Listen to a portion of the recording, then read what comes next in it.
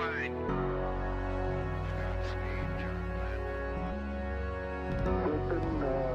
Tranquility Base here. The Eagle has landed.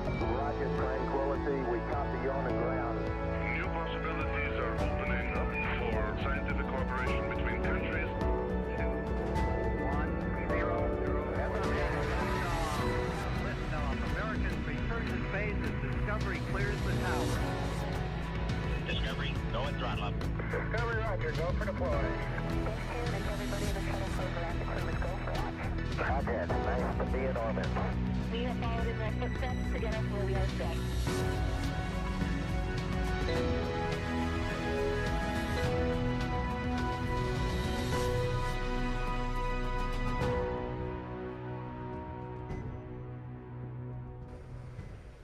T-minus 10, 8, 7, 6, 5, 4, 3, 2, 1. Ignition and liftoff. Go SpaceX, go NASA Crew-10. NASA and SpaceX's Crew-10 launching away on Pi Day. 1.7 million pounds of thrust. Hello and welcome to the Kennedy Space Center in Florida for the post-launch news conference for NASA and SpaceX's successful Crew-10 launch to the International Space Station. And McClain, Nichole, Ayers, Takuya Onishi, and Kirill Peskov launched from Launch Complex 39A at 7:03 p.m. Eastern Daylight Time today and are now in orbit. They are set to arrive at their destination, the International Space Station, at 11:30 p.m. Eastern Daylight Time on Saturday, March 15th. Joining me to answer your questions for the media in the room and online about the Crew-10 launch and mission are to my left, Ken Bowersox, Associate Administrator, NASA's Space Operations Mission Directorate, Steve Stitch, Manager, NASA's Commercial Crew Program, Dina Contella, Deputy Manager, NASA's International Space Station Program, Sarah Walker, Director, Dragon Mission Management at SpaceX, and Mayumi Matsuura, Vice President and Director General of the Human Spaceflight Technology Directorate at JAXA. All right, we'll start off with some opening comments. And Ken, we'll start with you. Thanks. Hey, good evening, and thanks everybody for joining us tonight for this conference. Part of NASA's job is to share what we do with the general public, and all of you are part of that. So I want you to know how much I appreciate the work that you put into your reporting. To all the folks that are watching at home, I appreciate that you're with us and listening to hear about the mission tonight. It was great to see the Falcon 9 and Dragon lift off with an international crew from Russia, Japan, and America. That always gets me excited. But I know we made you wait a couple days to see that. We spotted a small issue with the ground system. It was so impressive to watch the team make the call on console, decide what they were going to do, proceed through the troubleshooting and minor fixes that had to be done the next day, look at the weather, decide that the smart thing to do was to move to today, and we were rewarded with beautiful weather and a really, really smooth launch. And that's worth waiting for, I think. Now we wait another day for Crew-10 to make their way to the space station to join Crew-9 there. They'll hand over for a few days, and then we'll bring Crew-9 back to Earth, and they'll splash down, and we'll get to hear all their stories. Every crew that launches is one more set of stories, one more step to humanity moving to the moon and out onto Mars. And so I hope you feel that when you see a Falcon 9 lift off the pad and when you see our crews come home. And now I'm going to pass over to Steve to give you some more of the technical details. Yeah, thanks, Ken, and thank you for being here. Thanks for your interest in the Commercial Crew Program and human spaceflight. As you watched earlier, we had a great launch this evening at 7:03 p.m. Eastern. It was a very smooth countdown. Before I talk about the countdown and the mission, I just want to start out by saying how proud I am of the NASA and SpaceX team. As you know, we've talked about it. It's been a unique flow. About a little more than 6 weeks ago, we swapped Dragon capsules. We swapped over from the new capsule that's being built by SpaceX over to Endurance, and that new capsule is now on orbit with the Crew-10 crew. Of course, we added a parachute upgrade, the energy modulator, which the drogues pull the mains out with a device that attenuates the load. We have that on board the vehicle. And then, of course, we have a new landing site, Tortuga, that we can use for Crew-9. Crew-9 is planned to be our last East Coast landing. And then we're also preparing to move and transition landing operations to the West Coast. So we have a lot going on. And then executing the handover and bringing Crew-9 home is a big deal. When we last talked, we had a couple issues that remained from the flight readiness review on March 7th. We closed those out. We had some coating degradation on the Draco thrusters. We ran a test at McGregor, looked at some other testing data, and closed that out.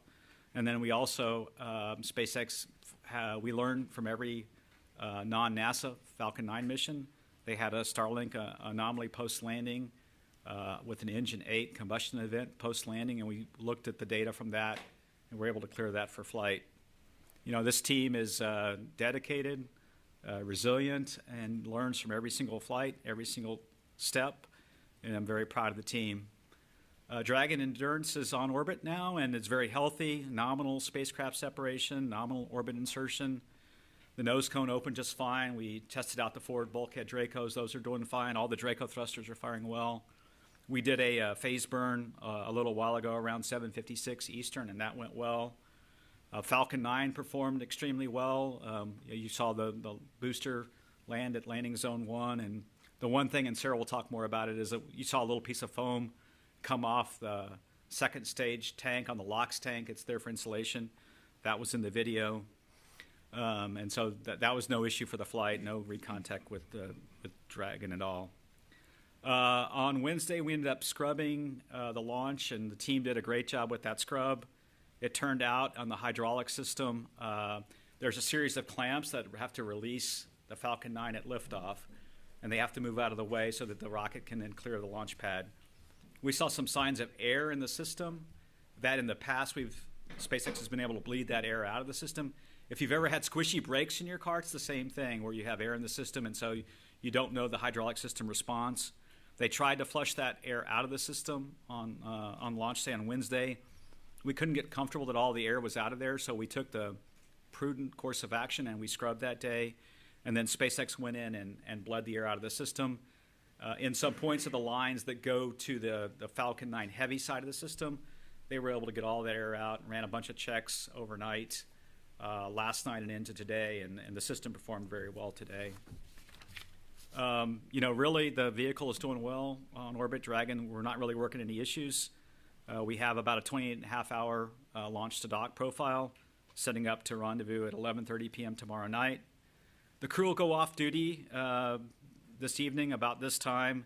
They'll do a few things like grab some air samples and then set up some cabin temperature measurements, and then other than that, they'll be off duty. As you saw, the weather was just awesome today. We couldn't ask for a better day here at the launch site in the abort weather. The mission events heading into docking, we'll have a Dragon mission management team tomorrow evening around 8 p.m. And then we'll have this crew will get into their suits around 9 p.m. And then approach initiations right around 11 or 10 p.m. Eastern tomorrow night, and then docking at 11:30. And we should have the hatches open about 1:30 in the morning. So we're looking forward to docking and starting off the handover. Can't thank the team enough, and I'll turn it over to Dina.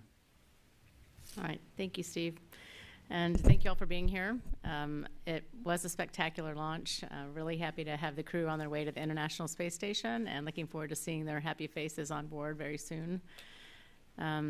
As is mentioned, they'll dock tomorrow night, 11:30 p.m. Eastern Time, to the forward port of the International Space Station. We're going to have a short handover with the Crew-9 guys coming home no earlier than Wednesday at this point. Of course, we'll be looking for good weather. It might be later than Wednesday when they come home. We're trying to keep the handover shorter because recently and last year we've had some handovers that were more extended waiting on good weather, and so we don't want to lose any good opportunities that we might have in this case. We're trying to stretch the consumables, we'd rather have less of an overlap of the crews in this particular situation.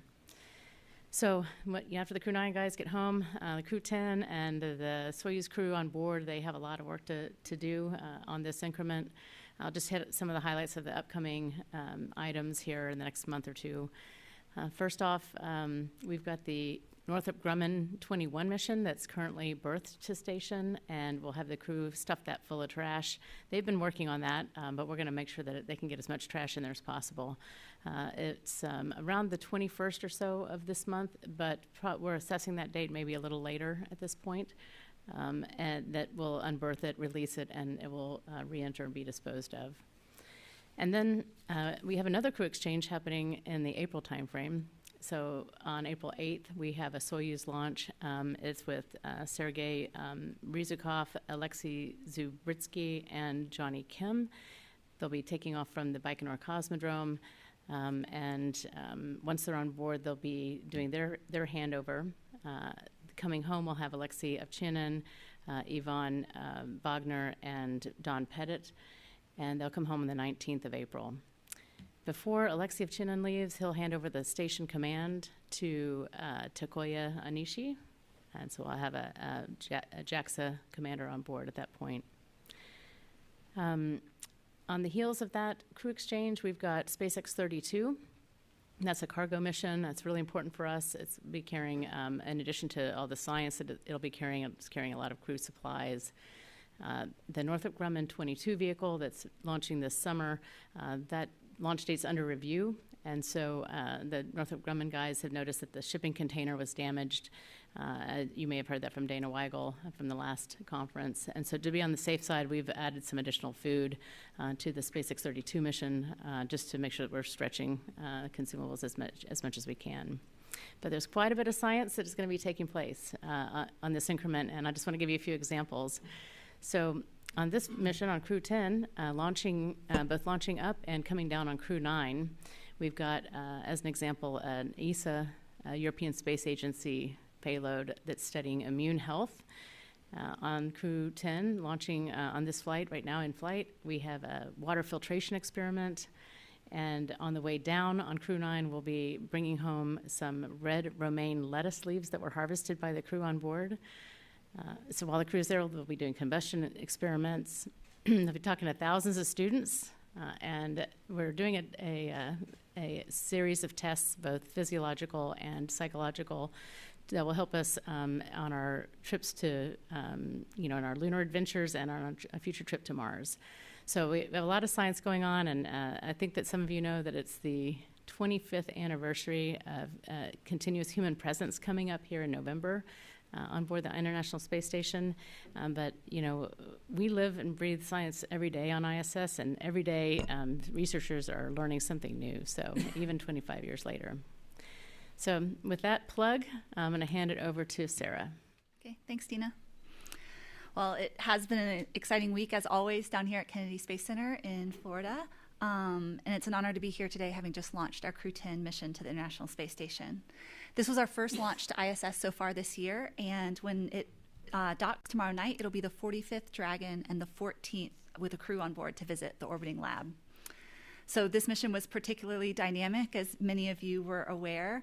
A little over a month ago, as Steve mentioned, NASA and SpaceX switched the Dragon spacecraft supporting this mission to accelerate the Crew-10 launch and ultimately the Crew-9 return. These types of schedule changes represent an enormous amount of work under the surface, from adjusting hardware milestones and test dates on multiple spacecraft, to juggling traffic of the visiting vehicles on ISS, coordinating launch and reentry events with numerous external agencies, expediting hardware and cargo shipments across the country, and changing final training dates for the crew and operators, and so much more. So I just wanted to say, in all of this, SpaceX and NASA kept safety at the forefront as we methodically stepped towards this launch date while accelerating the timeline by several weeks.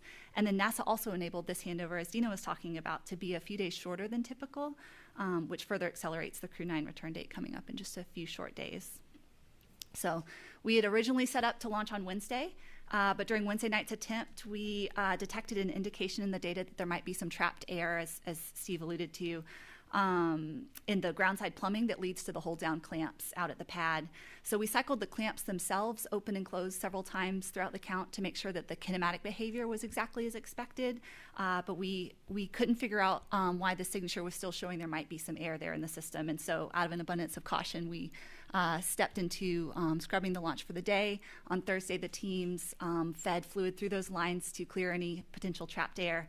And then turns out that resolved the issue and set up for a beautiful launch today. So tonight, I found it to be a fantastic day to launch, both being Pi Day and the 23rd anniversary of SpaceX's founding, 23 years ago on March 14th. So yes, we did have Pi in launch control, if you're wondering. And I'm happy to report that Falcon 9 safely delivered the crew and Dragon to their intended orbit, with an anticipated arrival already been set about 11:30 p.m. tomorrow Eastern Time. So if you're watching the webcast, you might have noticed something floating off during the separation event between Dragon and the second stage.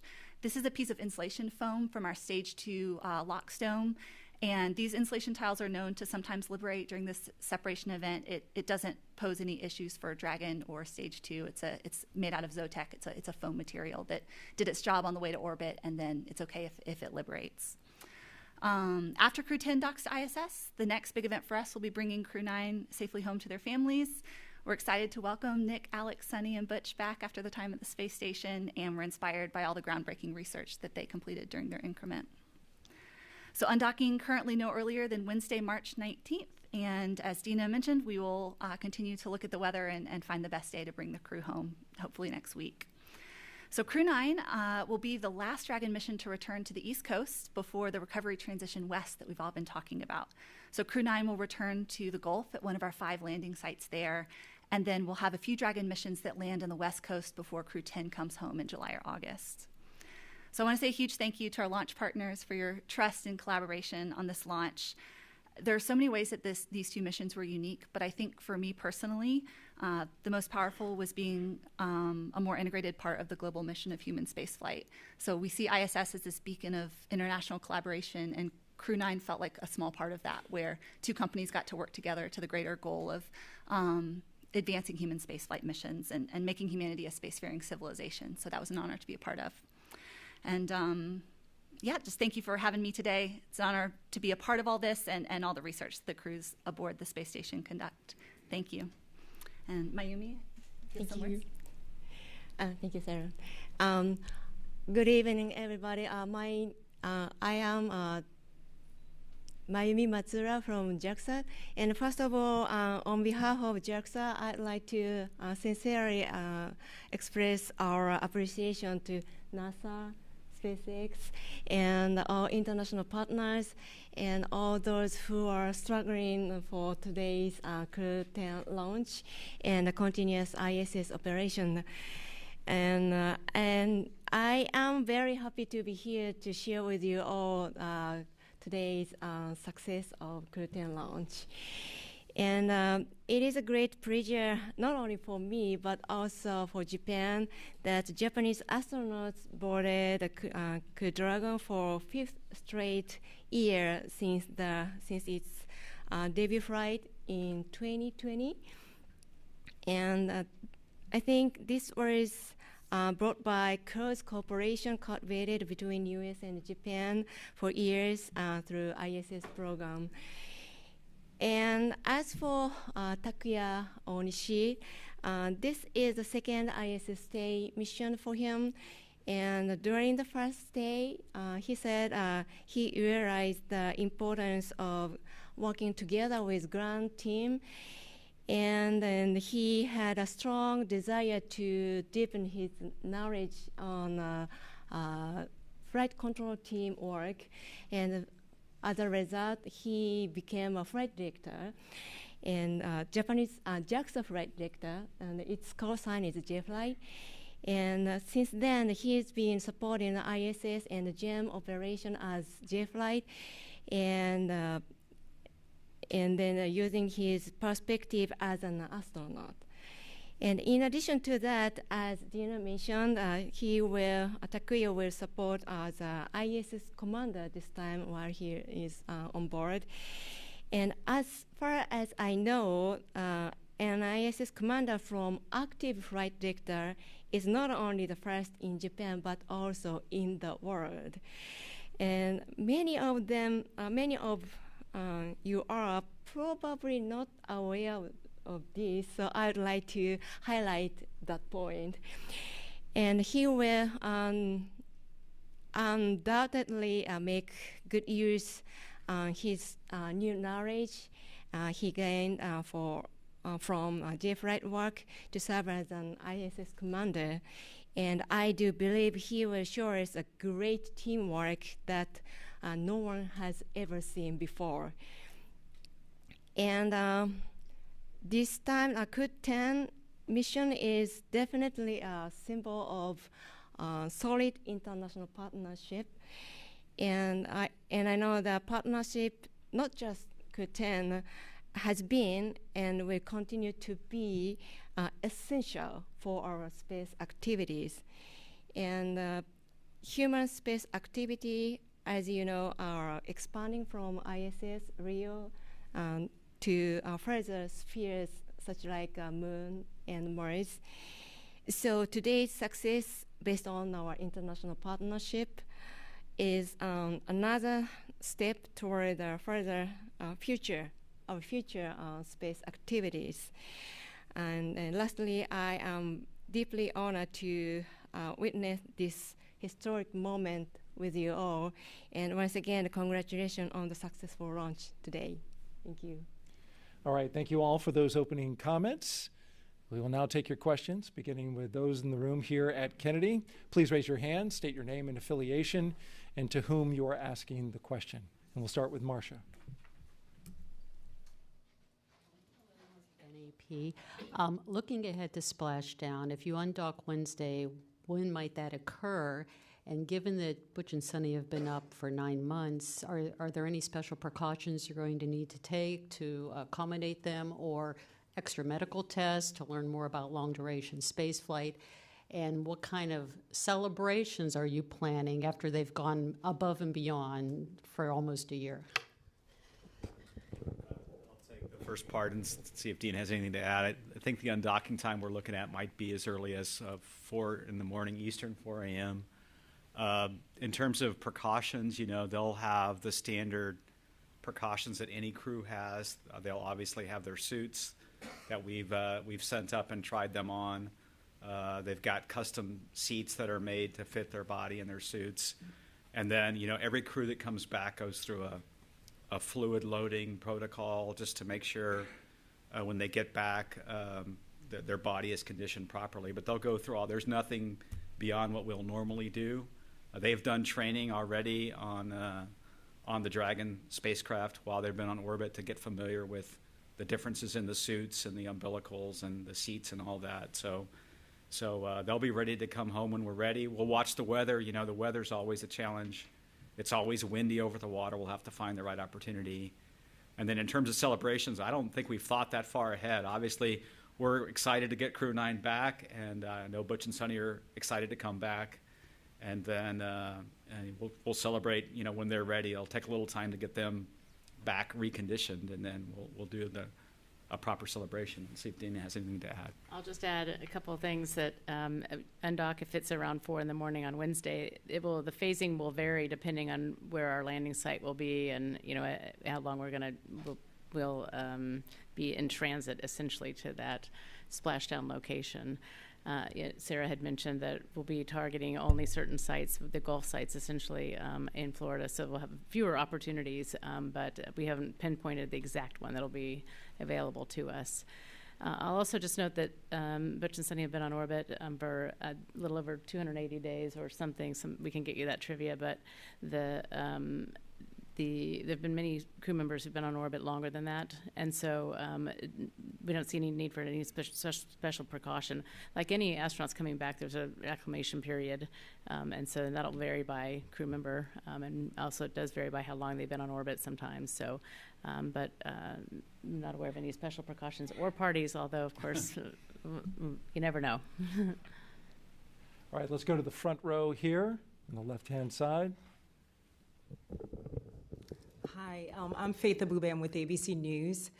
There are several steps before the Crew-10 team docks at the ISS. Are there any more concerns about anything that could possibly go wrong at this point? I mean, obviously there's lots of steps, right? There's a series of maneuvers we have to do. We did one maneuver today, a rendezvous maneuver. We'll do a number of those as well. The crew today will get out of their suits and be in the spacecraft, and then they'll get back in their suits for docking. We'll check out the docking system. We'll go through all the standard steps. We're going to take it one step at a time and watch the vehicle carefully and watch the crew carefully on the way to rendezvous and docking. But there's nothing unusual so far. The spacecraft is very healthy. The crew's healthy. So we'll just take it one step at a time on the way to docking. And Steve's being very modest. Getting a spacecraft to rendezvous with another object in orbit, it requires incredibly precise navigation, planning, and our systems do that very well, right? And so what he's saying is our systems are all working good, so we're going to be able to do that really amazing thing and dock with the space station. All right, another question in the front. Thank you. Sawyer Rosenstein, NSF. This is probably for Steve. I know there was questions on the Wednesday attempt, the fact that you had SphereX launching within less than 24 hours. There was a Starlink that was supposed to launch within less than 24 hours. Can you kind of clarify the NASA rule to if that is still the case with no Falcon launches 24 hours before one of the NASA missions? And are there any plans to reduce that time as the launch cadence goes up? Yeah, that's a good question. We had initially, a number of years ago, established a 48-hour time frame in between our launch and another Falcon 9 launch. We recently, for this mission, reduced that time to 24 hours.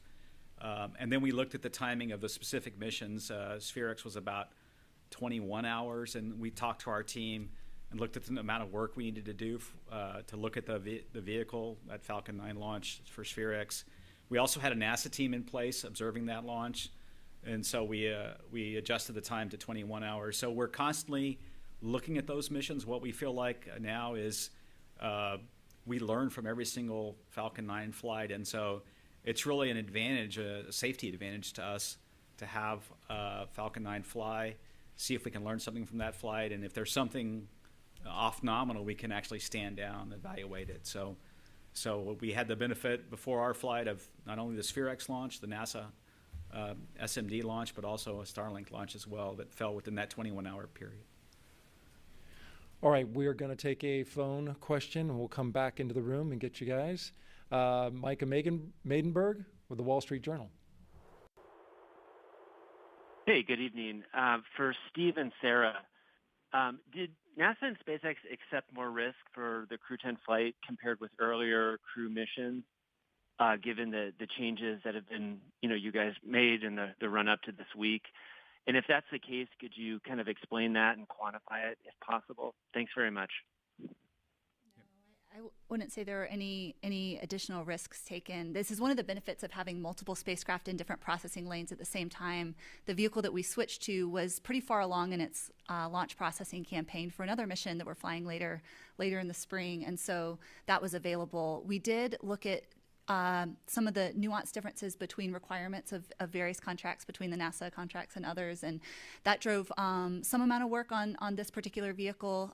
He was mentioning the coating degradation that we looked at to ensure that the engines were ready to fly, but no, it was a pretty standard pre-launch process other than switching around the order of hardware and tests and when we did what on which spacecraft, from my perspective. And from a NASA perspective, we went through our normal process. We did it in an accelerated time frame. We look at what we call non-conformances, anything that maybe any valve that didn't perform exactly per the spec or exactly per the right timing.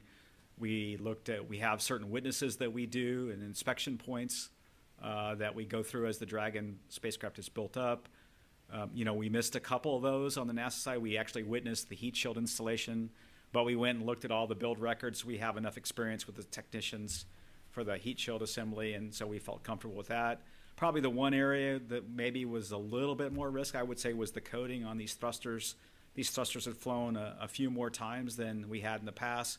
We went and analyzed that very carefully. We did a set of testing with a very similar thruster. SpaceX did it in McGregor, Texas, and then we went back and looked at the qualification data just to make sure we were good to go. So we went through our standard process, standard flight readiness review and commercial crew, agency FRR process, solicited dissenting opinions, asked our engineers if they were ready, and we felt very confident to go into the launch campaign. And Steve, remind me, the fleet following or the witnessing of tests and inspections that you guys do with us, you often do that, you follow not only the capsule that's the primary plan for your mission, but also others. Was this one that you had already been following along with to some extent as well? And following this capsule, obviously we had flown it before. Last time was on Crew-7, and we had started a little bit early to start looking at this capsule. And the capsule also has some upgrades. One of the upgrades that I talked about is a new energy modulator system. We talked about skip stitching on previous flights. We're flying an energy modulator on this particular vehicle that we tested at the Langley Research Center. There's a facility there that we can actually subject that energy modulator to all the loads and forces that we would see in flight. And we think this is a significant upgrade that we're going to go fly. So, as Sarah said, we followed the whole fleet, and we were in a good posture to go fly this vehicle. Okay, question here in the second row. With Talking Space, question for Steve. Thinking about troubleshooting and problem solving, what would be a key, it seems like focus would be a key element to successful troubleshooting and problem solving. What would help you individually and the teams that are part of the organization to focus and have success each day, each challenge? Yeah, I think, in engineering and spaceflight, I was just thinking this morning, I was texting a friend and he asked me if the launch was still on track. I said, yeah, the launch is still on track. Everything's working fine. And then I thought to myself, a spacecraft and a launch vehicle on the pad has millions of parts that have to work correctly, and we have to test those parts. And every single day, and I've been watching our team very carefully ever since the beginning of the year, and they've been focused.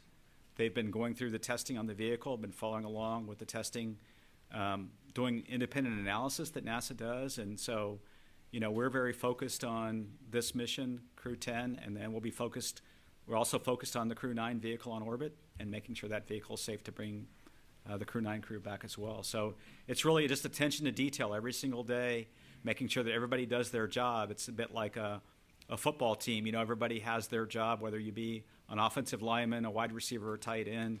You have your job to do, and you just watch to make sure that everybody is being diligent and asking the right questions. And the interaction between NASA and SpaceX is phenomenal.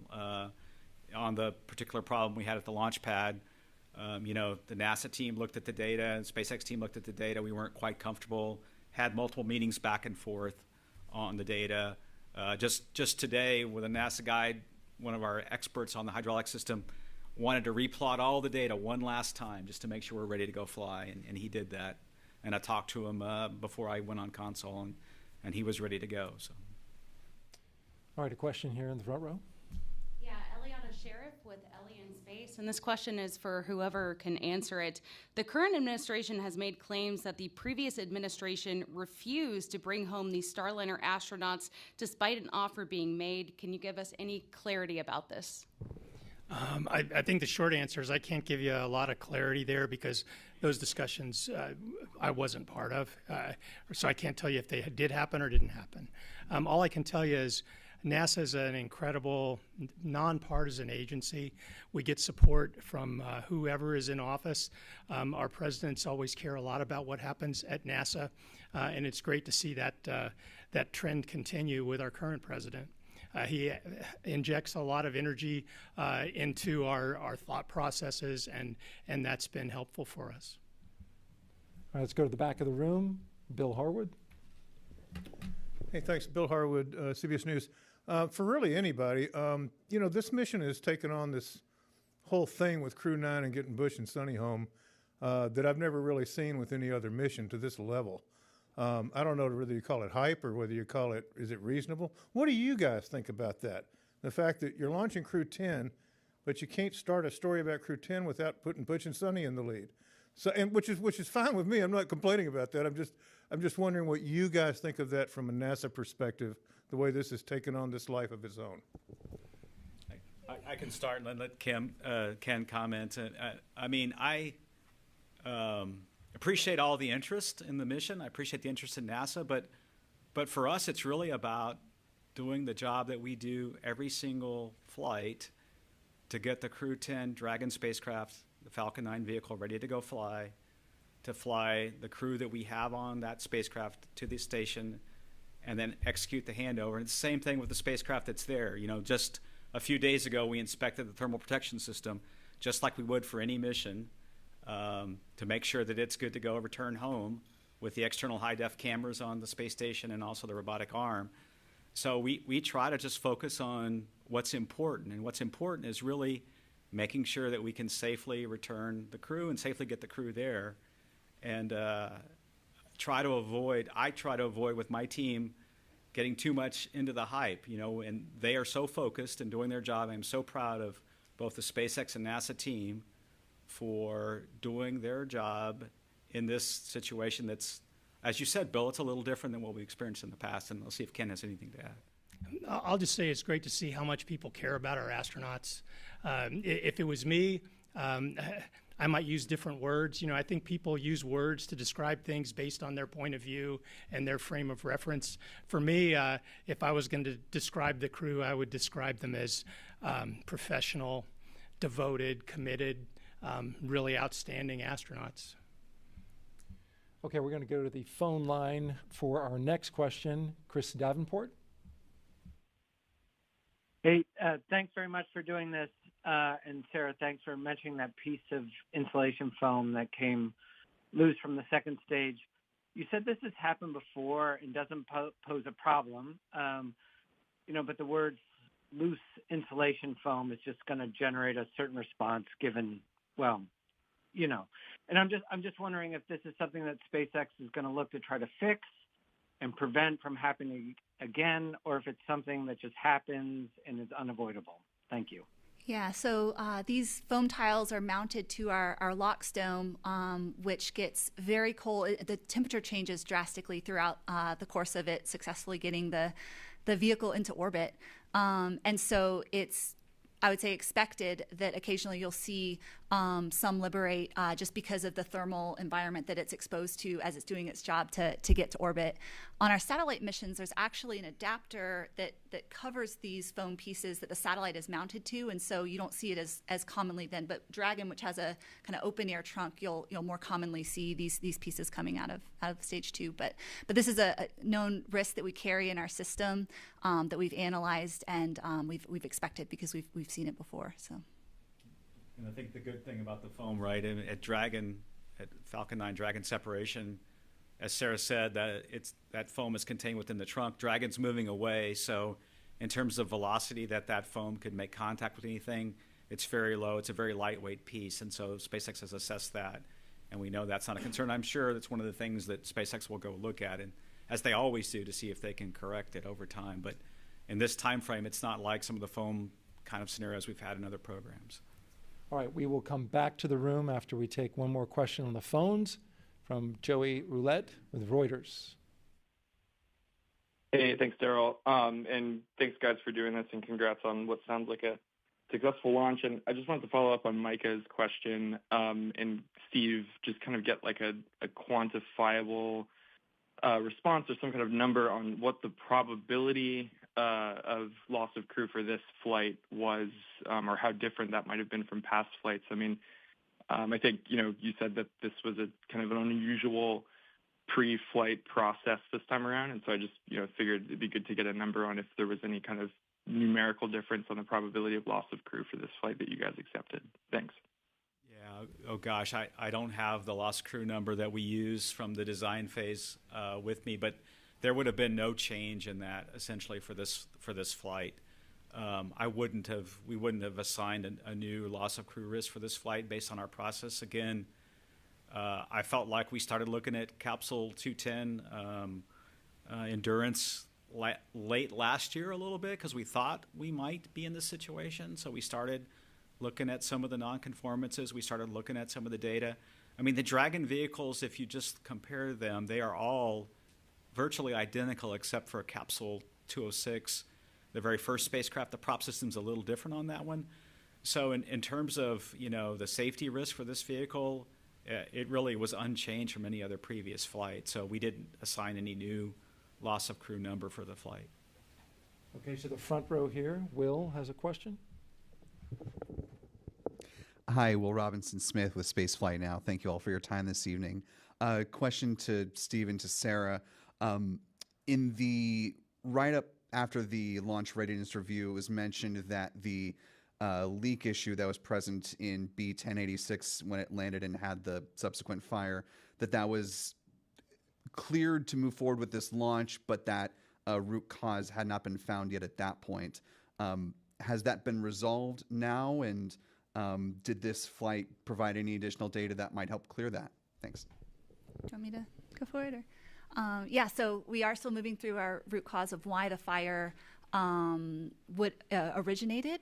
But what we did ahead of the SpaceX mission and the Crew-10 mission is we asked ourselves, of all the possible causes, could any of these have any correlation or connection to what will happen on the ascent phase of a mission, which is what matters for this mission. And in this case, the answer was no. We found that there would have to be 3 separate anomalous events all happening simultaneously in the first 2 or 3 minutes of flight in order to see anything like what we saw there post-landing. And so that got us comfortable with with it not being an elevated risk to this mission. And SpaceX did a great job of looking at, I would say, forensics from that booster, the 1086 booster on the drone ship. They actually looked at a particular fitting that might have been a source of a fuel leak. It had a very interesting signature where it wasn't as, of course, when you have a combustion event after landing, you're going to see a lot of heat damage components. This one wasn't, so they think maybe this particular fitting might have been leaking a little bit of fuel on that particular booster. We went and analyzed our booster. We did a static fire. We didn't see any fuel leaks. We actually sniffed for fuel to see if there was any present in any of the 9 engine bays. There was not. We actually went in on a couple of the bays and looked at this area where there was a fitting, and so that's a potential root cause. And then we looked at, the thing that you would be worried about if you had a fuel leak is a LOX leak during ascent. And the vehicle that we just flew was very tight during static fire. It was tight during all the testing at McGregor. And so that gave us rationale to go fly the flight. And of course, SpaceX resumed their other missions as well, and we learned from those flights. Okay, the third row. Sorry? Yeah.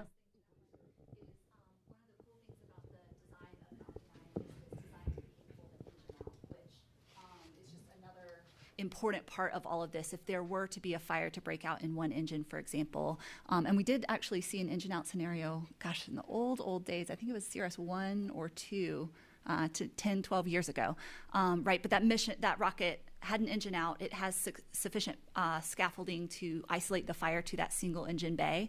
And then the rest of the engines complete the mission as planned. And so that's, I guess, an additional layer of protection. If we were to see an event like this, we wouldn't expect it to propagate to the rest of the rocket.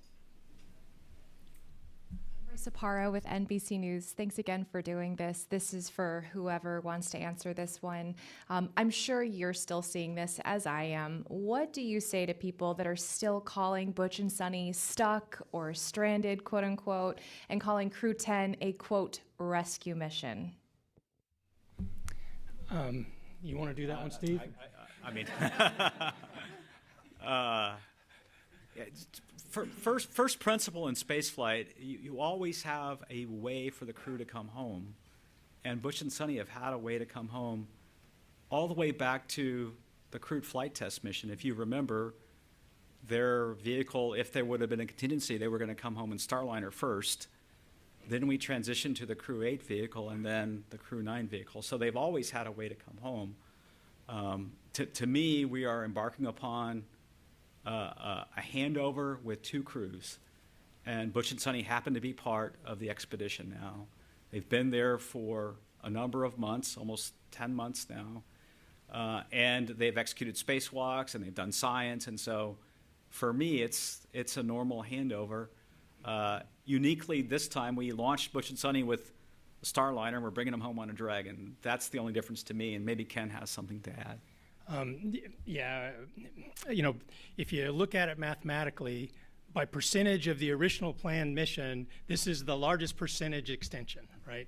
That's probably how we engineers will think about it in the future, is mathematically. There's been other really long extensions. We've had other people stay up there a really long time. But if you look at what was expected and what they ended up with, this one's, was a big percentage of the initial plan. But every astronaut that launches into space, we teach them, don't think about when you're coming home. Think about how well your mission's going, and if you're lucky, you might get to stay longer. And it really is a gift when you get to stay longer in space. On my most recent flight, I did get to stay a little bit longer than we'd planned, and I was so happy that we did get to stay longer. The reasons were terrible that we stayed longer on our mission. But one of the positives about everything that happened was more time in space. And Don Pettit is up there right now. I flew with Don 20 years ago. The only time we ever came closer to an argument in space was when we argued over who might get to stay longer, because they were talking about having us extend for an extra 6 months and spend a year in space. Neither one of us got to, so we both got home. And then he eventually won that because he flew again and is still up there now. Standing up, Ken. Hi, thank you for doing this. I walked in a little late picking up the camera, so I'm wondering about the ISS leak. Can you report anything about that? A lot of people are wondering about that. Is it mitigated? Is it getting worse, getting better? What are you doing? Thanks. Sure. So you're talking about the Paracol leak at the back end of the Russian service module. And that leak's still ongoing. Our Roscosmos keeps that hatch closed for most of the time. So the only time they go in there would be for accessing the Progress vehicle in order to get consumables or supplies out from a Progress vehicle, or in order to specifically do inspection or repair associated with that. We monitor the leak carefully and try to determine whether we have, additional increases in the leak rate. Right now, it's fairly steady, and so. But again, Crew does not go in that module very often. So we just take little short snippets of data here and there as we go. The investigation has been ongoing, and Roscosmos leads the investigation. We have our team as well providing assistance in terms of testing or analysis and providing data. But our team is working very closely with the Roscosmos team on that. I'd say the status has not really changed. Are they doing any stress testing of the materials to see what it can take up to? Thanks. So we on the NASA side we do have some of the Russian materials, and we are doing testing on those types of materials, various types of tests that we've pre-coordinated with our Roscosmos colleagues. Our Roscosmos colleagues also, they of course understand their material very well and perform some tests. So the answer is yes, and we are trying to correlate what we're seeing and go over those results as we have them with our Roscosmos colleagues. Another question to the front of the room on this side, ABC News. Thank you again. I'm not sure if you've spoken to them yet, but what's been the reaction to the successful launch by the crew, the Sunny and Butch team on the ISS? And how significant is it that we had a female pilot and a female commander on Crew-10? First of all, I think it's really cool that we had two females in the flight crew, two women in the flight crew. And I think it's cool that Anne's one of them, because she was one of the first in a two-woman EVA. I don't know, Sarah wanted to talk a little bit about that. Oh, I was just telling them before this that I've got 3 daughters at home that I know were watching tonight, and so I was excited to see them on board, and thankful to them for a milestone that hopefully many more will follow after. So. And Dina may have gotten something from Crew-9. I'm sure they're excited. Have you heard anything yet, Dina? About coming home? Yeah, about the fact that Crew-10's on the way. Oh, well, I have not heard yet, but the launch occurred while the crew was asleep.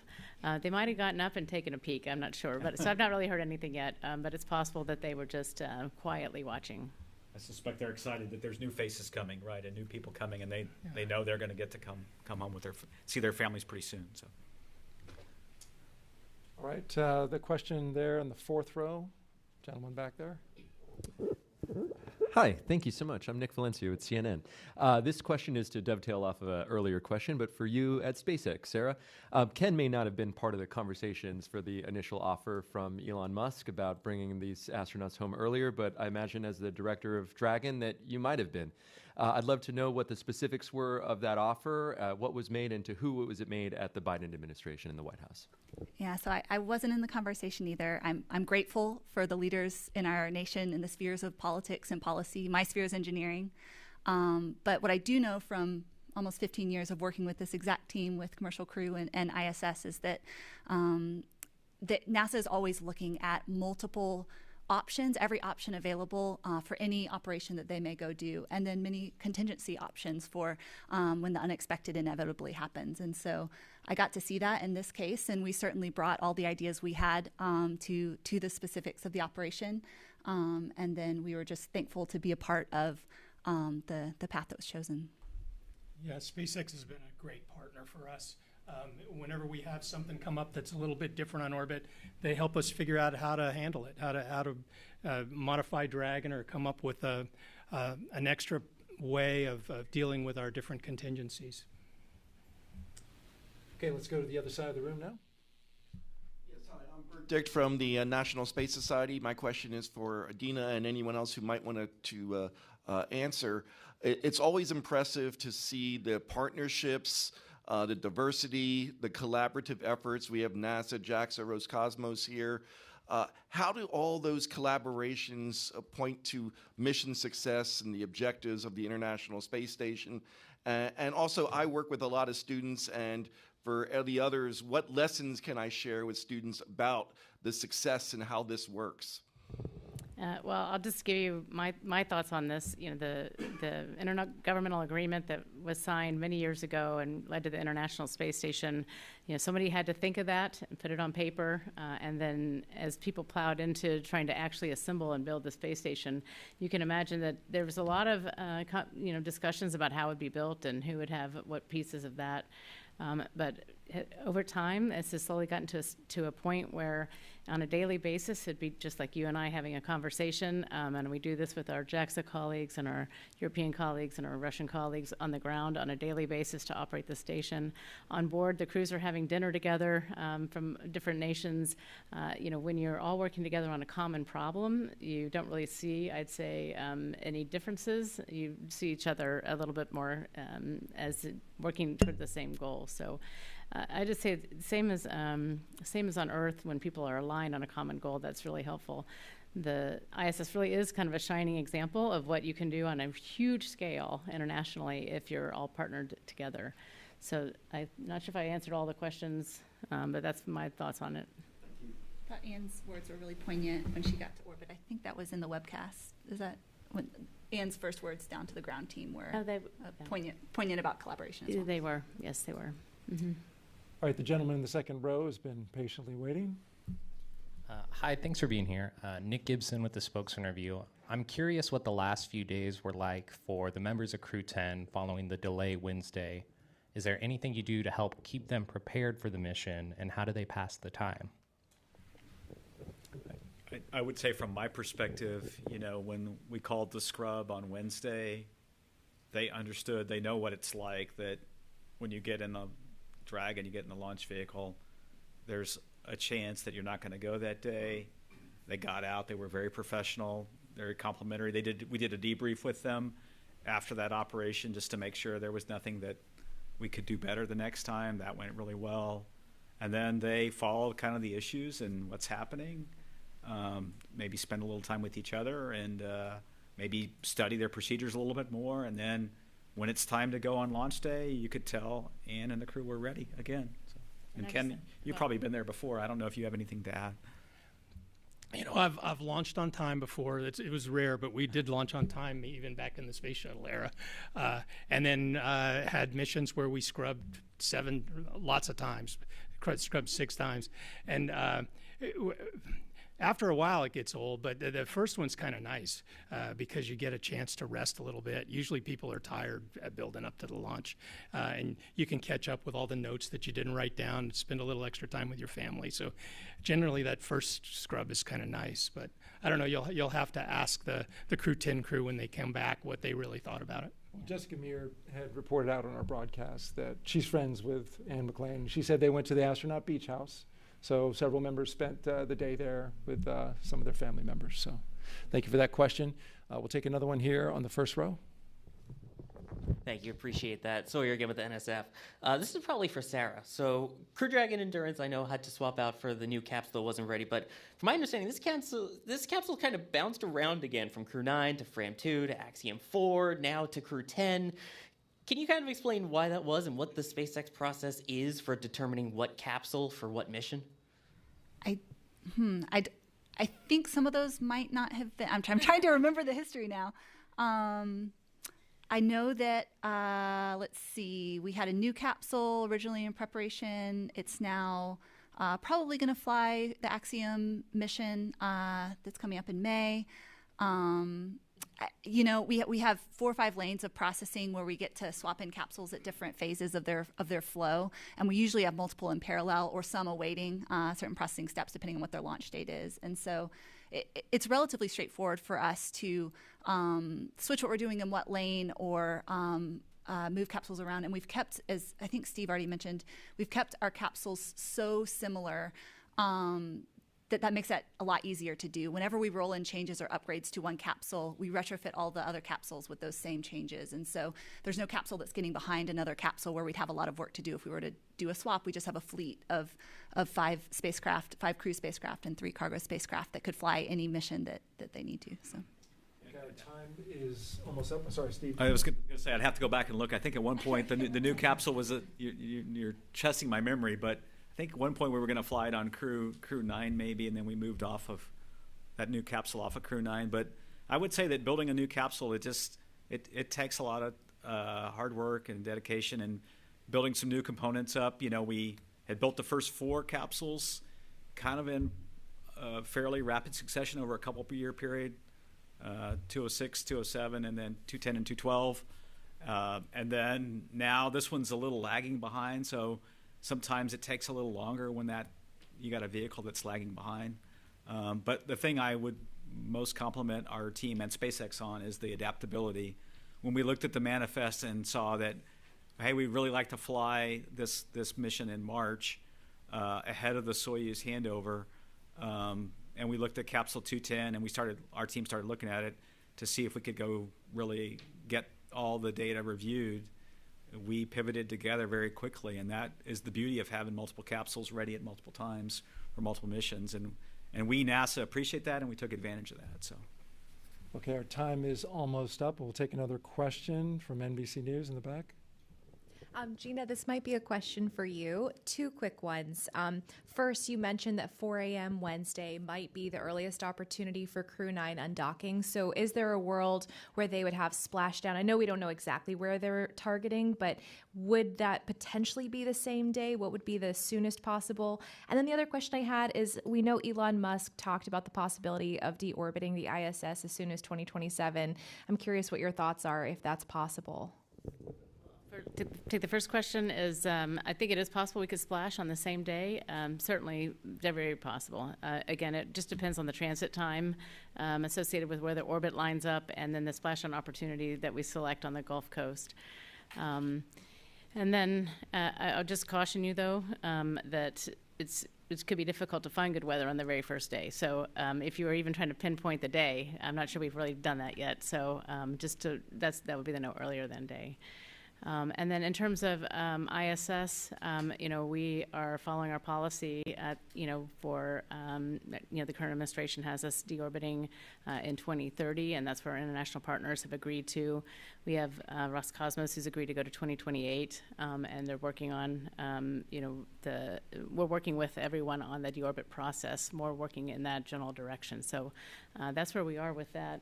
I know, Ken, if you had anything to add. Just that I would say Elon's all about going to Mars. He has been since he started SpaceX and before that, right? So it doesn't surprise me that he wants to focus on that. That excites me too. But what I'll tell you is our work in low Earth orbit, our work with ISS, the future work we'll do on our commercial LEO platforms, low Earth orbit platforms, is about Mars too. And one of the fastest ways to get to Mars is to do work in low Earth orbit. So I think we're going to have a lot more time with astronauts doing their work close to Earth in orbit nearby. Okay, we just have a few more seconds, so we can grab one more from Will, and we'll wrap it up. Thanks. I'll make this a quick one. Regarding the future of Dragon return, starting with Crew-10 when they are ready to come back, I know the plan is to splash off the coast of California, but will a Dragon recovery vessel stay in Florida as a contingency, or will both of them move to the West Coast for that? Thanks.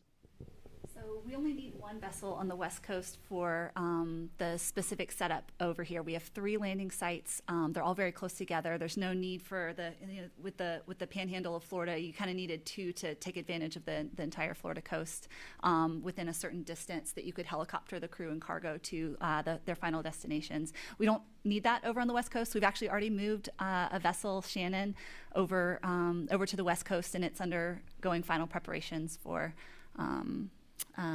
its first missions. And then we actually had a number of facilities, and then some that we're upgrading, some that we're building over here. You may remember we returned 20 Dragons in the early cargo program over on the West Coast, and so we got to leverage that. But yet we have entirely new requirements with commercial crew program and science processing that we've benefited from these later contracts that we want to continue on the West Coast as well. So some new stuff, but also some heritage. All right, thank you all for your questions today, and thank you to the panel for coming in and answering them. If you'd like to listen in to crew audio as they make their way to the ISS, you can snap the QR code that you see at the bottom of your screen. We'll be streaming mission audio commentary at nasa.gov/multimedia. And to continue following the Crew-10 mission, stay tuned to our streaming platform, NASA Plus, or online at plus.nasa.gov. We leave you now with highlights, a look back from suit up to launch. Crew-10 is getting suited up, ready to go. Time now for the traditional card game. Crew-10 walking down the hallway. And here they come, taking their first steps outside as they prepare for their journey to the International Space Station. And we are off. The crew on their way to Space Launch Pad 39A. And McClain, Nichole Ayers making their way into their Dragon spacecraft Endurance. And here come our mission specialists down the crew access arm, Takuya Onishi and Kirill Peskov. There they are rotating back. Dragon, SpaceX side hatches closed. Ignition and liftoff. Go SpaceX, go NASA Crew-10. Copy, what else? Vehicle pitching downrange. Space Station. 1.7 million pounds of thrust now propelling Falcon 9 and Crew-10. We're continuing to get good call-outs on the first stage performance so far.